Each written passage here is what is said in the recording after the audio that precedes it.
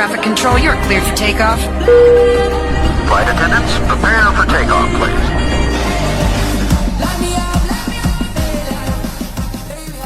Hi guys, welcome back to LA diaries. ഈ അടിപൊളി snowy mountains ഒക്കെ കണ്ടാണ് ഞങ്ങളുടെ second day of Leh trip start ചെയ്തത്. അപ്പോൾ കേരളത്തിൽ നിന്നാണ് ലേയിലേക്ക് വരുന്നതെങ്കിൽ രണ്ട് രീതിയിലെത്താം. ഒന്ന് ഡയറക്റ്റ് കണക്ഷൻ ഫ്ലൈറ്റ്സ് എടുത്ത് വരാം, അല്ലെങ്കിൽ ഡൽഹി വരെ ട്രെയിൻ, പിന്നെ അവിടെ നിന്ന് ഫ്ലൈറ്റ് എടുക്കാം. എയർപോർട്ടിൻ്റെ ഫ്രണ്ടിൽ ടാക്സി ഒക്കെ ഉണ്ടെങ്കിലും ഒന്ന് പുറത്തേക്ക് ഇറങ്ങിയപ്പോൾ ബസ് കണ്ടു. ജസ്റ്റ് 10 റുപ്പീസിനാണ് ഞങ്ങൾ ലേ മാർക്കറ്റിലെത്തിയത്. പിന്നെ അവിടെയുള്ള ഒരു കശ്മീരി ധാബയിൽ നിന്നാണ് ഞങ്ങൾ ഫുഡ് കഴിച്ചത്. ഗിർദ റോട്ടി ആൻഡ് ഓംലെറ്റ് ആണ് കഴിച്ചത്. രണ്ടും അടിപൊളിയായിരുന്നു. പിന്നെ ഞങ്ങൾ നേരെ സിം എടുക്കാനാണ് പോയത്. കാരണം നമ്മുടെ പ്രീപെയ്ഡ് സിംസ് ഇവിടെ വർക്കാവില്ല.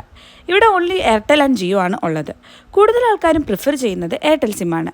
ലേയിലേക്ക് ഒരു ട്രിപ്പ് പ്ലാൻ ഉണ്ടെങ്കിൽ എന്തൊക്കെ വേണമെന്നുള്ളത് വീഡിയോൻ്റെ ലാസ്റ്റ് കൊടുത്തിട്ടുണ്ട്. നെക്സ്റ്റ് ഞങ്ങൾ ഞങ്ങളുടെ സ്റ്റേയിലേക്ക് എത്തി. ആപ്പിൾ ട്രീസും ഗാർഡനും അടിപൊളി വ്യൂവും നല്ല ആൾക്കാരും, അങ്ങനെ മൊത്തത്തിൽ നല്ല വെൽക്കമിങ് പ്ലേസ് ആയിരുന്നത്.